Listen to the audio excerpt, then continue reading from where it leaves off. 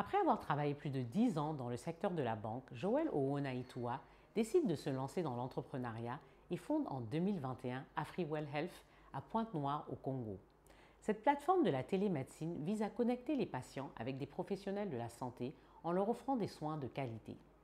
Recevons pour ce numéro d'African Woman 2.0 cette femme motivée et active qui veut révolutionner la télémédecine en Afrique centrale.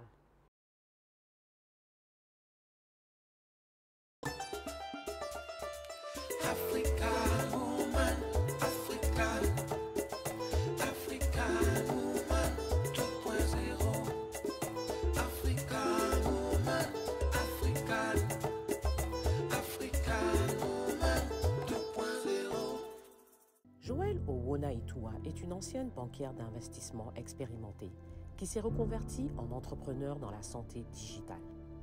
Après son MBA à MIT Sloan, elle rejoint Bank of America Merrill Lynch et travaille sur de nombreuses transactions d'envergure en couvrant le secteur de la santé, notamment des fusions, acquisitions, des introductions en bourse et des émissions d'obligations. Forte de cette expérience dans le monde de la santé, en 2021, Joël choisit de participer à l'amélioration de ce secteur dans sa région natale en Afrique centrale et lance ainsi AfriWell Health à Pointe-Noire au Congo. AfriWell Health est une plateforme naissante dans le secteur de la télémédecine qui vise à connecter les patients en Afrique avec des professionnels de la santé en local et à l'international pour la prise de rendez-vous et la téléconsultation. Bonjour Joël. Bonjour Aïssata. Merci d'être avec nous sur le plateau d'African Woman 2.0 aujourd'hui. Ah ben c'est moi qui te remercie. C'est un plaisir, hein, en passant à la part Abidjan, d'avoir été. Exactement, n'est-ce pas? Locaux.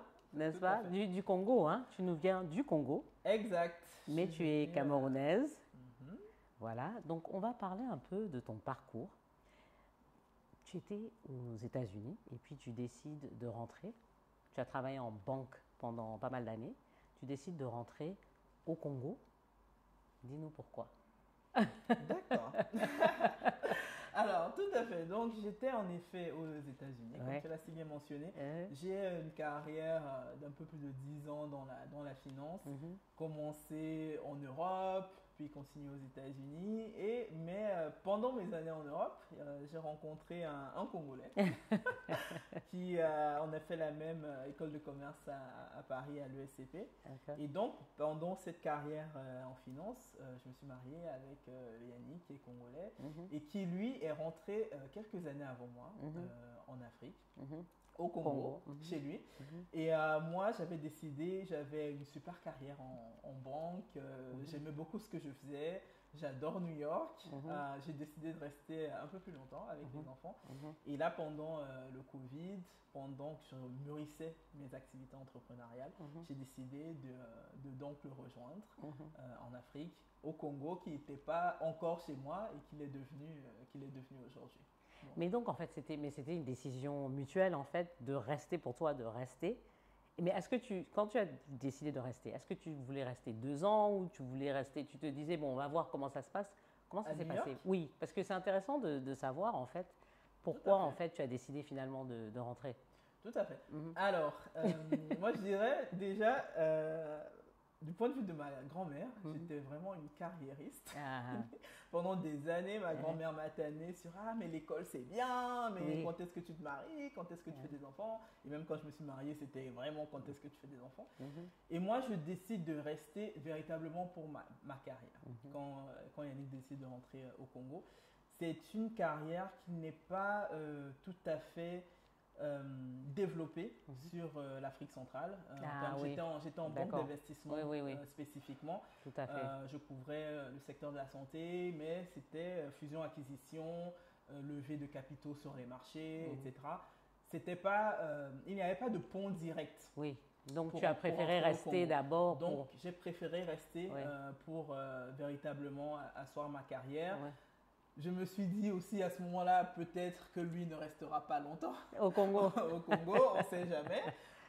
J'aimais vraiment beaucoup New York. J'aimais ma vie là-bas en fait. Ouais, Et ouais. du coup, on a décidé d'attendre. En réalité, au départ, on a décidé que je restais 1 an. Et puis un an s'est transformé Non. en 2, en 3. Parce que mine de rien, après, on progresse dans la carrière. Tout à fait. Dans la banque, c'est assez dynamique en fait. Oui, Donc il y a tout à des fait. progressions très immédiates, très rapides. Tout à fait. Et le temps a passé, j'ai fait un enfant, puis 2. Et puis, bon, après le deuxième quand même, je me suis dit, bon, on s'était dit un an, peut-être que. Il est temps de et rentrer. puis voilà, le moment fut opportun aussi. D'accord. Au moment du Covid, et puis après 2 enfants, j'avais Tout à profité fait. de New York pendant une dizaine d'années parce que j'y étais déjà avant les enfants. Et puis bon, c'était un moment où le regroupement familial paraissait plus important. Oui, tout à fait, tout Et à fait. aussi l'appel de développer un peu l'Afrique, un peu Oui. plus, de participer en fait. Oui. Bon, c'était toujours le projet, Mhm. mais après l'idée c'était de savoir quand est-ce qu'il fallait retourner. Lui, il est Mhm. retourné au Congo à un moment qui était opportun pour lui, pour sa carrière, et ça ne matchait pas nécessairement Avec toi. ma progression de carrière. Exactement. Ouais. La raison pour laquelle je te pose cette question, c'est parce que, tu sais, comme on dit, il y a des femmes qui préfèrent leur carrière au couple. C'est une question de choix, en fait. Mais bon, je pense que tu as fait ce choix à un moment, et puis après, vous avez décidé de revenir. Enfin, toi, tu as décidé de revenir et de le rejoindre plutôt au Congo. Mais pourquoi tu passes de la banque à une activité dans le monde de la santé? D'accord. Alors, question très intéressante. Donc, la transition n'est pas complètement farfelue, on va Oui. dire. J'étais dans la banque, mais je couvrais le secteur de la santé. Je faisais dans la banque d'investissement, mais sur les 5 dernières années, je couvrais le secteur de la santé. Et D'accord. pourquoi la santé? Et je me suis rendu compte en faisant mon introspection que la santé, c'est quelque chose qui était avec moi depuis de très longues années. Quand je finis à l'ESCP à Paris à l'époque en 2008-2009, avant de prendre mon premier travail, je fais des entretiens et un de ces entretiens-là, je discute avec un potentiel futur patron. Et je lui demande, mais pourquoi vous n'avez pas fondé votre entreprise au Cameroun? Parce qu'il avait fondé, il était camerounais, il avait fondé une entreprise en Afrique du Sud, à Johannesburg. Et là, il me répond, ah, mais moi, je ne peux pas emmener ma famille dans un pays où elle ne peut pas se soigner. Et donc ça m'avait marqué vraiment, c'était resté dans un coin de ma tête toutes ces années. Au final, je n'ai pas travaillé pour lui, donc on est resté en contact. Il est d'ailleurs ici en Côte d'Ivoire, si jamais il écoute. Et quand j'arrive donc au MIT, au Massachusetts Institute of Technology, je fais des visites de laboratoires, des technologies médicales, etc.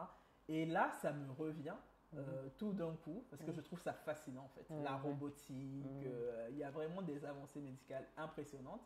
Et c'est à ce moment-là, quand je repars en banque, que je décide de choisir le secteur de la santé. Parce qu'en banque, j'avais fait de la stratégie, du project management, des sales.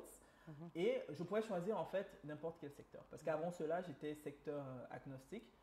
Et à ce moment-là, je repense à ça, je redécouvre la robotique et je me dis, en fait, pourquoi pas couvrir le secteur de la santé parce que c'est véritablement intéressant. Il y a des fonds complètement dédiés à ça à 100%, des centaines de fonds. Et je me dis, bon, pourquoi pas, c'est à découvrir, à choisir un secteur. Je me dis, bon, tiens, celui-là me paraît pas mal. Et donc, c'est comme ça qu'une fois que j'ai couvert ce secteur pendant 5 ans, quand je choisis de me lancer dans l'activité entrepreneuriale, ça fait une transition naturelle en fait. Et je décide de choisir la santé digitale. Et donc, ça explique pourquoi aujourd'hui, c'est ce que tu fais. Donc, tu as créé une ONG, c'est ça? Une entreprise, hein, pas une ONG. Donc, une entreprise au Congo qui fait de la télémédecine, mais qui fait aussi de la prise de rendez-vous. Prise de rendez-vous. Donc, explique-nous un peu de quoi il s'agit. Tout à fait. Alors, au Congo, à Pointe-Noire, nous sommes basés à Pointe-Noire, j'ai créé la compagnie AfriWell Health. Ok. Et AfriWell Health est une entreprise de santé digitale qui connecte les patients en local, donc les patients au Congo aujourd'hui, avec des médecins en local, mais aussi à l'international. Donc les patients ont la possibilité de prendre leur rendez-vous directement sur la plateforme. Les cliniques et les médecins ont pré-rempli des calendriers dynamiques, ils savent déjà quand est-ce qu'ils sont disponibles, etc.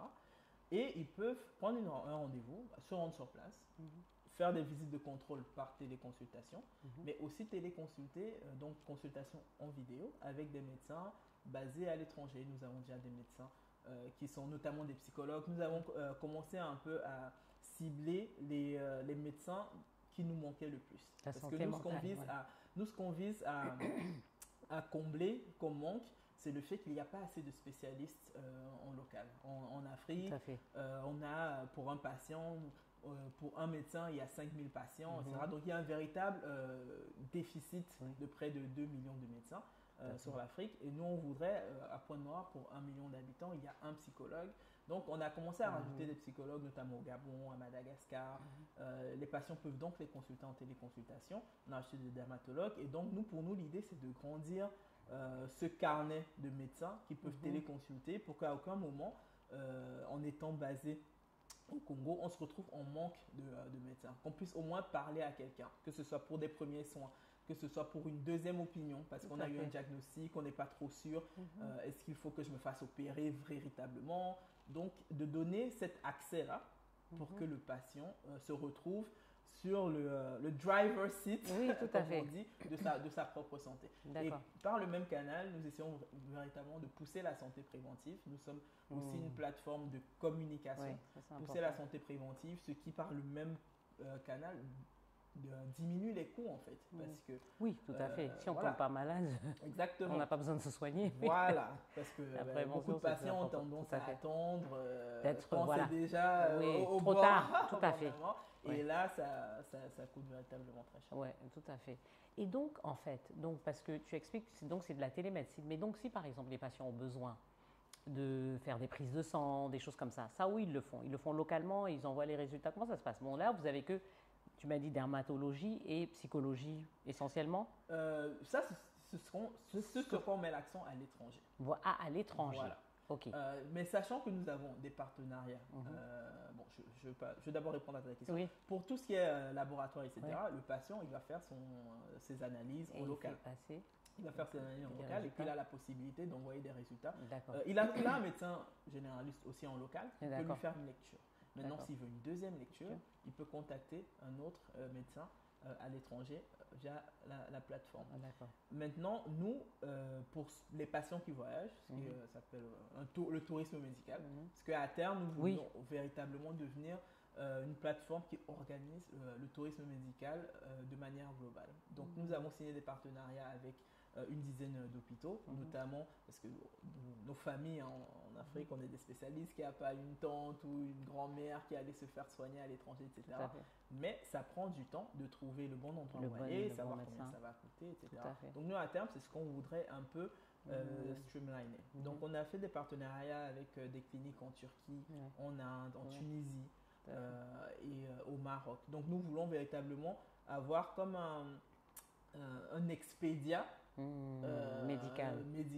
pour Pas le tourisme tourisme, médical, oui, tout à fait. voilà, où en quelques minutes on pourra savoir, on pourra comparer et cela pour de la santé basique comme pour de la santé de la beauté, ça peut être la chirurgie esthétique, Non, mais c'est très bien. est-ce que je vais en Argentine, Ouais. est-ce que je Oui. etc. Tout à fait. Donc à terme on se dirige un peu vers ça et donc pour l'instant pour les médecins à l'étranger nous avons développé ces partenariats là où un patient peut faire sa pré-consultation du coup, en téléconsultation et comme ça il sait bon pour ma procédure je vais devoir partir 3 semaines, je vais devoir partir 2 semaines plutôt que d'aller chercher un rendez-vous même si c'est à Paris. Oui, mais tout à fait. Voilà, mais non, mais c'est toujours mieux d'avoir des frais tout. d'appartement, Voilà. etc. Et Donc, c'est mieux on d'avoir voudrait déjà ça. d'organiser tout avant d'y arriver. Exactement. Et c'est ce que vous permettez. D'accord. Donc, mais en fait, je trouve ça très bien. Mais je trouve par contre, comment est-ce que c'est pas aussi, parce qu'on essaie aussi d'avoir cette médecine-là localement, tu vois, parce que c'est ça réellement qui nous manque. Parce que si c'est pour encore envoyer les mêmes patients, encore pour aller se faire soigner à l'extérieur, ça va un peu à l'encontre de ce qu'on voudrait aussi. Donc, est-ce que c'est quelque chose aussi auquel vous pensez, comment justement améliorer la médecine en Afrique? Bon, la télémédecine, c'est très bien déjà, parce que bon, on peut se faire consulter, mais bon, après, s'il faut se faire opérer, on est toujours obligé de voilà, il nous fait. Excellente question, Aïssata. Voilà. Parce que, et j'y pense souvent, Oui, et oui. c'est dans cette, d'ailleurs, c'est dans cette lignée-là qu'on a véritablement introduit le fait de pouvoir d'abord connecter avec les médecins en local. Notre idée, c'est quoi? C'est de dire si les médecins, les médecins qu'on cible en premier à l'étranger, ce sont les médecins de la diaspora. Oui, d'accord. En fait, nous, on espère qu'en fait, si en étant à l'étranger, parce qu'on a beaucoup plus de médecins africains à l'étranger au final Oui, qu'en tout à Afrique, fait. nous espérons que si en étant à l'étranger, ils commencent à se constituer leur carnet de patients, Oui, etc. en Parce que Afrique. souvent, les médecins qui sont basés en Europe, ils reviennent en vacances, ils veulent faire des choses, Oui. ils essaient. Mais comme tout n'est pas déjà planifié, Non, tout à organisé, etc., alors que là, s'ils ont les carnets de téléconsultation et qu'ils viennent un mois au pays, ils peuvent en fait s'organiser pour voir un certain nombre de patients Absolument. et au fur et à mesure voir comment ils vont revenir, peut-être ouvrir un cabinet avec des standards comme, comme ceux auxquels ils sont habitués en Europe, etc. Nous, c'est dans cette mesure-là qu'on pense pouvoir y participer. Maintenant, l'idée de dire qu'on aura autant de médecins par habitant qu'en Europe. Nous avions fait un petit calcul à l'époque. On a vu que le Nigeria, si le Nigeria par exemple devait avoir autant de médecins par habitant qu'à Londres, bon, il nous faudrait presque 700 ans pour y arriver. Donc, il va falloir qu'on retrouve un certain nombre d'innovations telles que, par exemple, en Afrique du Sud, pour aider à réduire la transmission de HIV de maman à enfants, à bébés. Ils ont fait appel aux autres mamans, par exemple, et donc elles sont de 3 millions, en fait, à enseigner aux autres comment on fait. Donc il va falloir qu'on trouve un peu d'autres méthodes, mais nous espérons qu'en fait, à travers l'utilisation de ces outils-là, la diaspora va commencer à petit mieux pouvoir s'organiser pour revenir. Tout à fait. Et nous, c'est tout à l'heure, j'ai préféré commencer par la téléconsultation, mais c'était aussi un choix par le capital. C'est l'outil dans la médecine qui était le moins capital intensive. Oui, bien sûr, le moins coûteux. Voilà. Si on devait ouvrir maintenant nos propres centres, ce qui à terme serait l'idéal. Oui, tout à fait. Donc voilà, au fur et à mesure, on aura des investissements, etc. Et là, on aura des centres à Freewell dédiés pour connecter tous ces patients. Et peut-être même où il y a des roulements, les médecins de la diaspora, ils ont un centre où venir faire les opérations, oui, ils viennent de moi et puis il y a un oui. roulement qui s'organise, etc. Non, ça c'est une très bonne idée. Et pour cela, nous aurons besoin de fonds bientôt, mais donc nous avons voulu démarrer sur la santé digitale. Mais en fait, donc c'est basé que dans la Pointe-Noire seulement? Ou bien tous les habitants du Congo ont accès à cette plateforme, puisque c'est une plateforme? Alors, c'est digital. Donc c'est tout. A priori, tous les habitants en Afrique y ont accès. Simplement d'un point de vue opérationnel. Voilà. Nous avons commencé, nous sommes basés à Pointe-Noire, nous avons une représentation à Brazzaville. Tout à fait. Et nous faisons du marketing sur le Congo d'abord. Et puis après, nous allons nous exporter dans d'autres pays. Notre plan de développement, c'est ensuite d'aller en RDC, de venir en Côte d'Ivoire, d'aller au Sénégal. Donc cela demande des ressources. En fait, on ne peut pas s'éparpiller. Oui, bien sûr, il faut commencer. Mais en étant une plateforme, en effet, nous on a fait une émission, je fais une émission radio, il y a justement un médecin de la diaspora en Afrique du Sud qui nous a contactés. Donc les médecins, ils peuvent s'inscrire de partout. Nous on fait nos due diligence. Et bon, je parle du Congo parce que c'est par là qu'on a commencé. Mais nous l'idée c'est en fait de couvrir par la suite un certain nombre de pays. Et les coûts sont plus élevés, moins élevés que si on faisait une consultation physiquement, quoi, en fait. En effet, les coûts sont moins élevés pour tout ce qui est téléconsultation. Les coûts sont moins élevés dans la mesure où nous n'avons pas dicté les prix aux médecins, mais dans la mesure où les téléconsultations sont en général plus courtes, ça leur permet aussi d'économiser du temps et du travail administratif aux médecins. De manière générale, ils permettent que la téléconsultation soit près de 50% moins chère. Et cela en local comme à l'international. C'est très bien ça. C'est vraiment très bien. Parce que c'est un vrai problème, le problème de la santé. C'est un vrai problème et malheureusement auquel on ne s'attaque pas suffisamment. Pas du tout. Parce que c'est un problème qui touche tout le monde. Absolument.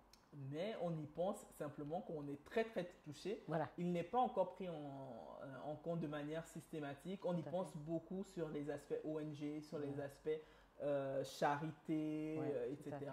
Alors qu'il y a quand même des modèles et je suis contente qu'aujourd'hui, de manière générale, il y a quand même beaucoup de startups qui se lancent sur ce problème de la santé.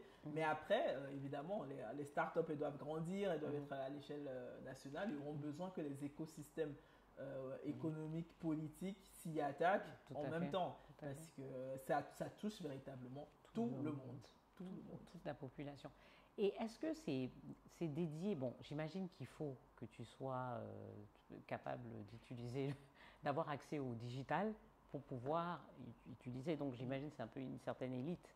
Parce que quand on regarde, c'est pas pour peut-être des gens qui sont en zone rurale ou autres ou qui n'ont pas accès au digital, c'est ça?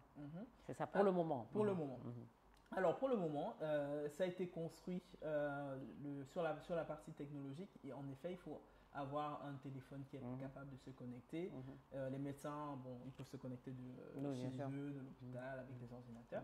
Donc en effet, pour l'instant, on a visé des patients qui peuvent se connecter. Mais comme tu sais, le mobile en Afrique, ça a véritablement pris de l'ampleur. Tout à fait. Il y a une forte croissance à plus de 25% par an des personnes qui utilisent les smartphones, pas seulement les téléphones normaux.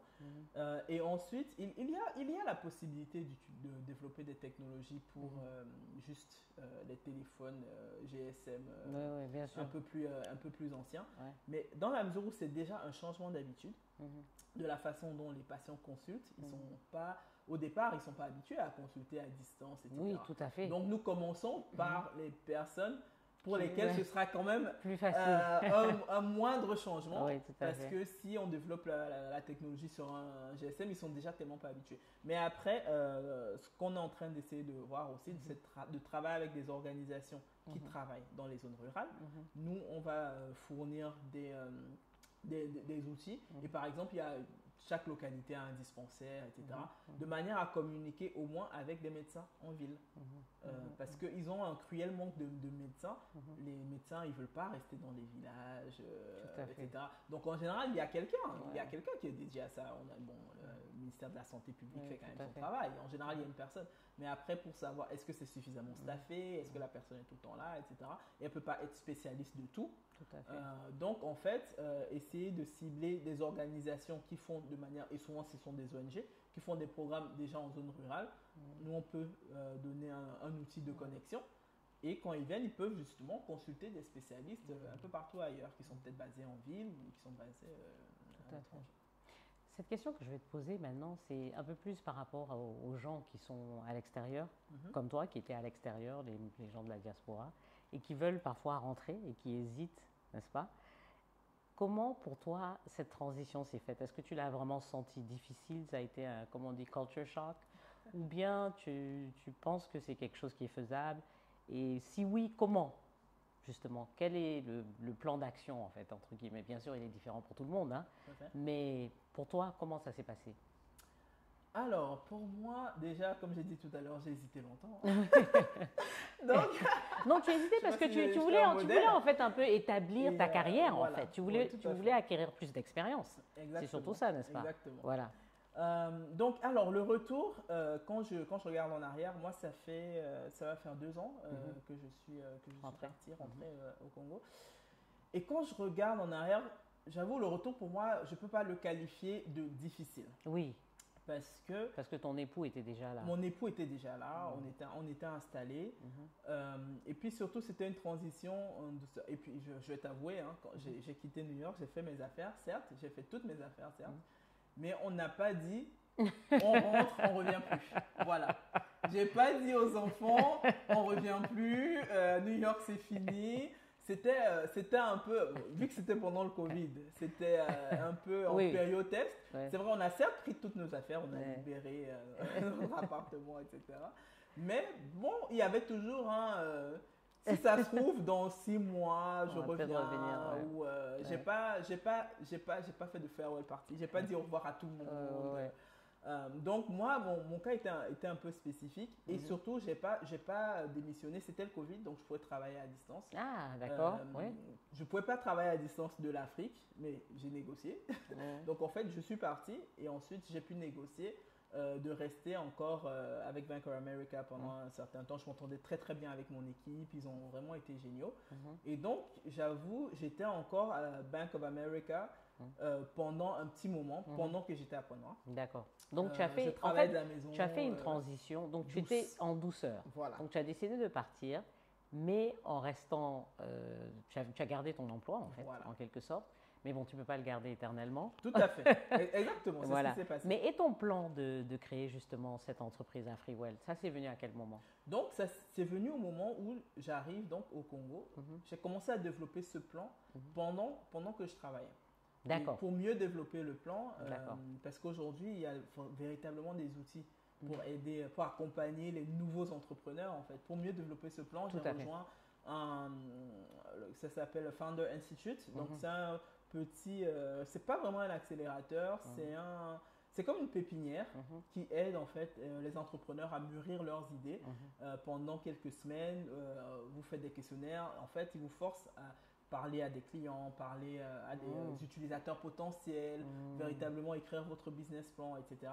Et j'ai fait ça en fait à côté pendant que je travaillais pour voir si c'est véritablement dans ce secteur que j'allais me lancer et de cette manière-là. Donc, pour ceux qui veulent une activité entrepreneuriale après, moi je recommanderais plutôt ce genre d'outil, d'évaluer en tout cas son idée pendant qu'on travaille, si on a une activité salariée. Et ensuite, quand j'ai décidé de couper à quel moment, quand ils ont demandé de revenir au bureau. Donc, je suis retourné quand même quelques mois. Ah, d'accord, tu es reparti sur New York alors. Je suis reparti à New York quelques mois. Et vu que j'avais laissé les enfants, je me suis donné vraiment un délai. C'était un délai de 3 mois. Soit on s'installe définitivement. Et puis au bout des 3 mois, je suis revenu. Mais l'appel du pays était trop fort. Voilà. Ou des mais enfants. Pour la préparation, moi je dirais vraiment de faire des tests si on est très hésitant. Parce qu'il y en a qui sont sûrs, il y en a qui sont très sûrs, ils démissionnent, ils font les bagages et puis ils partent. Et moi j'aurais pu faire ça. Moi, j'avais un matelas de sécurité, mon mari travaillait déjà sur place, on s'était déjà installé. Mais je dirais préparer quand même avec un petit matelas de sécurité, que ce soit financier déjà, tout à fait. pour être sûr, si vous n'allez pas chercher un emploi corporate, il faut que ce soit prêt. Tout à fait. Ensuite, l'emploi corporate pour le Congo, j'y avais pensé, mais il y a quelques années. Et dans mes discussions, j'étais un peu… l'aspect très francophone m'avait marqué en fait sur les entreprises locales. Et moi, ça fait plus de 10 ans que je travaillais aux États-Unis. Et donc, culturellement, c'était vraiment, vraiment très différent. Tout à fait. Et je me suis dit, écoute, si je veux vraiment tenter quelque chose, il n'y aura pas de meilleur moment. Ça va peut-être pas mal se passer. Ça va peut-être mal se passer, je vais peut-être échouer. Mais j'ai une carrière, je pourrais toujours retravailler. Je pourrais toujours retravailler. Ce ne sera peut-être pas le poste, le meilleur poste que je voulais, mais je pourrais. Ce n'est pas une porte qui est complètement fermée. Donc, je me suis dit, j'ai pris mon courage à deux mains. C'est pas facile. Non, c'est pas facile. Donc, j'ai pris mon courage et j'ai décidé de faire ça. Et même aujourd'hui, même tous les jours, on me propose encore des boulots ici et là. Et sachant que l'entrepreneur, ça prend du temps. Ça prend du temps à ce que l'entreprise soit vraiment développée. Aujourd'hui, nous sommes accompagnés dans le cadre d'un accélérateur avec Google. Google a un accélérateur, Google for Startup. Nous sommes accompagnés par l'AFD dans le cadre de Digital Africa qui nous finance. Donc petit à petit ça commence à prendre, mais voilà, moi je dis à mon mari, écoute, j'en ai peut-être pour 5 ans, donc prépare-toi, prépare-toi parce oui, que… c'est ça, en fait il voilà. faut, et c'est important de préciser ça, qu'il faut vraiment cet accompagnement, il faut qu'il y ait quelqu'un qui te soutienne par derrière, parce que sinon c'est pas possible. Dans les débuts de la création d'entreprise, si tu as ta personne, c'est difficile. Si tu as personne, en plus déjà tu as des enfants et tout ça. Voilà. Il faut absolument que quelqu'un puisse aider. Exactement. Et c'est pour ça que j'étais dans une situation idoine où c'était c'était un bon moment pour tenter quelque chose. En fait, c'est ça. C'était vraiment la transition a permis de faire ce test et puis voir. Exactement. Mais je suis sûre que ça va marcher parce que il y a un tel besoin pour ça que je pense que ça ne peut que marcher. Exactement, non, il y a un besoin. Et est-ce que la plateforme a commencé? Vous avez déjà vos clients qui parlent avec les médecins, enfin qui consultent et tout ça? Oui, on a ouvert la plateforme. Et comment ça se passe? Voilà, donc on a ouvert la plateforme en fin d'année 2022, après avoir agrégé un certain nombre de médecins. Donc là, on a déjà des patients, on a peu près 300 profils Quand même, patients hein, oui. déjà. Très bien. Donc les personnes font des... ils trouvent, il y en a qui trouvent par hasard, il y en a qui nous contactent parce qu'on peut aussi contacter voilà, quel type de médecin vous nous recommanderiez, etc. Il y en a qui trouvent par hasard, qui font des sessions avec des psychologues en ligne directement. Et là, nous sommes donc nous avons lancé la plateforme un peu en B2C, donc de clients à patients directement. Donc la plateforme est ouverte aux patients. Et là, nous sommes en train de rajouter une stratégie B2B pour en fait avoir des clients entreprises qui, eux, vont parler de la plateforme véritablement à leurs employés, de manière à réduire l'absentéisme, parce qu'en fait, si on a des rendez-vous, on évite les mais je m'absente pour une journée entière pour aller chez le médecin, qui est le cas aujourd'hui. Les salles d'attente sont saturées.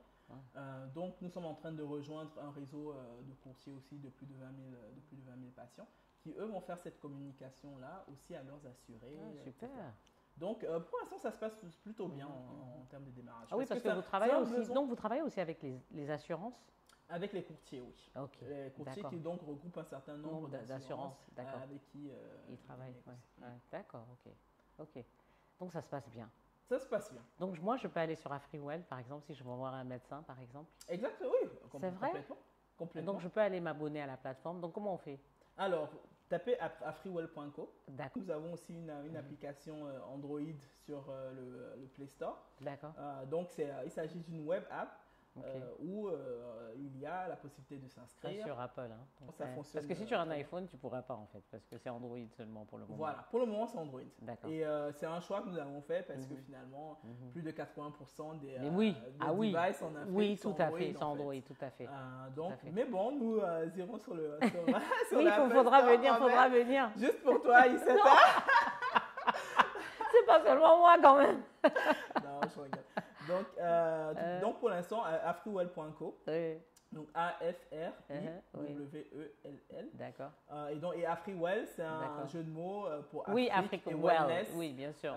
Santé et puis voilà. Enfin, bien se sentir, bien-être. Bien-être et Afrique. Afrique bien-être. Tout à fait.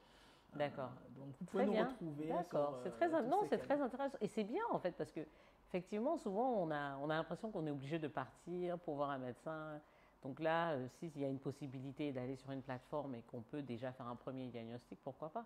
Exactement. Ouais. Et parfois, c'est par manque de temps même. Moi, parfois, je dois faire des visites et ça me fatigue parce qu'il faut que je me déplace, aller à l'hôpital. Tu sais que c'est au minimum, une demi-journée. Si pas une journée parfois. Oui, avec les embouteillages, voilà. Et si ton médecin n'est pas à côté, il faut attendre les rendez-vous. Tu attends, comme tu as dit, les salles de patients, les salles d'attente saturées. Voilà, c'est exactement ça en fait. Exactement. Donc nous, quand on a commencé, les médecins qui étaient vraiment les plus enthousiastes un peu à l'idée, ils n'étaient pas nécessairement habitués à travailler comme ça, mais eux, ils ont vu un véritable intérêt. Mais c'est le futur aussi, hein. On est obligé de s'adapter parce que sinon on ne pourra pas tenir. Hein. Ça va devenir impossible et puis c'est que les riches qui pourront aller se soigner, c'est pas possible. On me dit que après c'est vrai qu'on critique un peu parfois nos systèmes de santé tout en essayant de les améliorer. Oui, tout à fait. Mais il faut qu'on y arrive en fait. C'est véritablement un point focal pour même le simple développement économique. Parce que ça, c'est quelque chose qui plombe les entreprises. Avec des employés qui sont malades. Et je pense que sur le point que tu as touché, qui est vraiment clé, c'est vraiment la prévention. La prévention, c'est le plus important. Et il y a beaucoup d'entreprises maintenant qui comprennent ce problème et qui s'y attaquent, justement parce qu'ils réalisent que si on peut avoir des salles de gym et qu'on peut vraiment parler de la santé, pousser les employés à mieux prendre soin de leur santé, ils tomberont moins malades, tu vois. Exactement. Avoir des possibilités de leur donner des sensibilisations sur certains sujets et tout ça, c'est vraiment très important, tu vois. Exactement. Donc je pense que c'est quelque chose qui, de plus en plus, les entreprises commencent à en prendre conscience et c'est bien que tout à fait. Et donc nous on a envie de les accompagner tout à fait, sur ce voyage-là. tout à fait. et d'aider véritablement bon, elles vont le voir sur l'aspect un peu coût, mais avoir Ah oui, non, mais une base d'employés en bonne santé, on assure aussi qu'on n'a pas à recruter, on Tout à recrute fait. moins régulièrement, etc. Ouais. Ça assure C'est ça. une certaine continuité Oui, dans tout à fait. l'entreprise aussi. Tout à fait. Parce que les gens aussi, un bon système de prévention et aussi bon, d'accompagnement après si on est malade et tout ça, ça te pousse, ça pousse les employés à devenir plus loyaux à l'entreprise. Parce qu'ils Tout se à fait. disent, on s'occupe de nous ici, donc bon, tu as une tendance à vouloir rester Exactement. et à donner plus de toi-même, n'est-ce Exactement. pas? Et donc, nous, notre objectif, c'est que AfriWell Health soit tout à donc cet accompagnateur Ouais, de tout à choix fait, tout à fait. pour les entreprises. Tout à fait. Merci beaucoup, Joël. Merci Aïssata, ce fut un plaisir Ouais, de te voir ouais, ouais. aujourd'hui. Merci, merci. On s'est rencontrés au Congo, Exact. à Pointe-Noire. Merci de m'avoir reçu.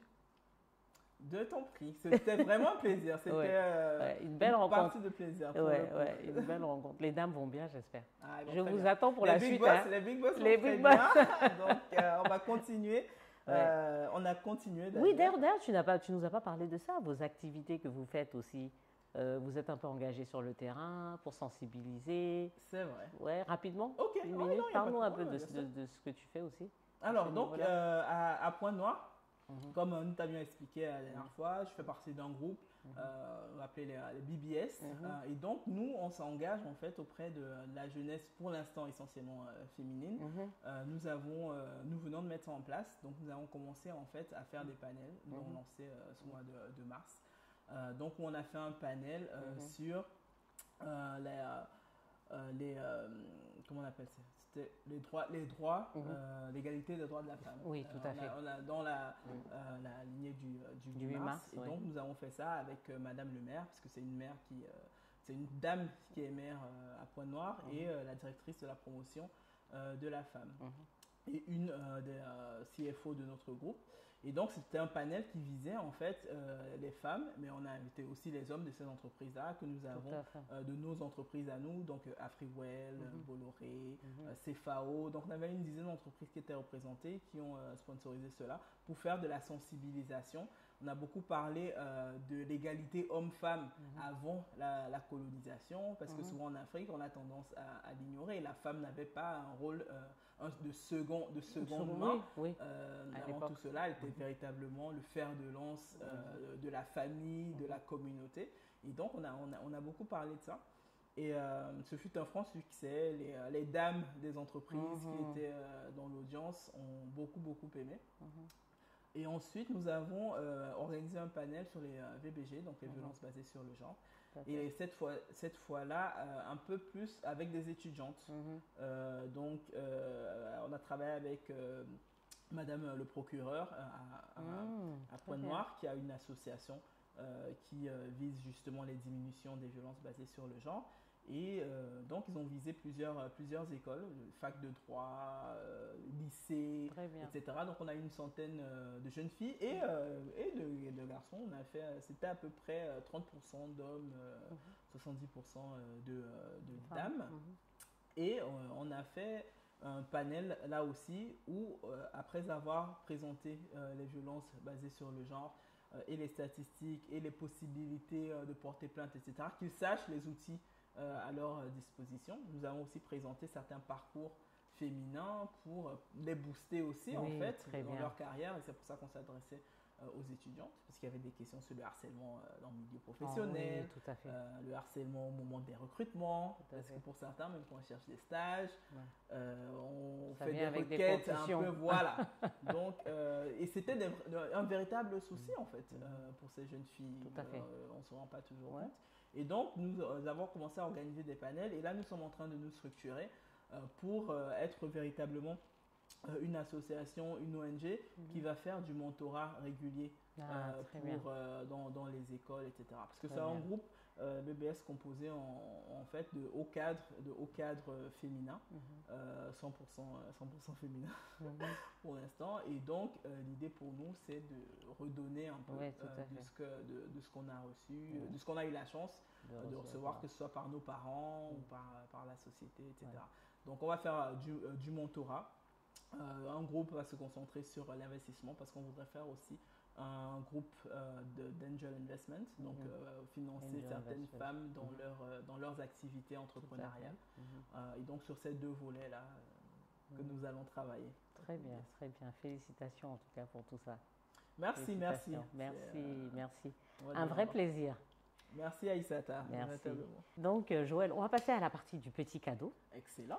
Alors, le petit cadeau, on fait la promotion des entrepreneurs locaux pour montrer que, voilà, pour montrer nos talents africains. Hein. Et donc, ça, c'est de l'alcool qui a été fait. C'est une jeune dame qui s'appelle Carole.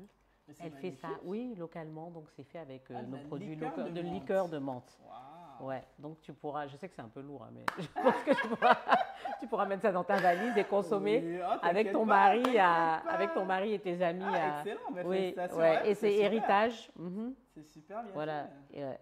Et elle a plusieurs, Merci il y a beaucoup. plein d'autres saveurs. Hein. C'est pas la seule ça, c'est saveur. fait Elle ici. fait, oui, c'est fait ici. Donc il y en a un qu'elle fait que j'adore, bissap ananas, je crois que j'adore. En liqueur aussi. En liqueur aussi. Wow, Ouais. excellent. Donc elle fait plusieurs. Et puis bon, je pense qu'il y a il y a toutes ces infos ici. Tu peux la retrouver sur Instagram et tout ça.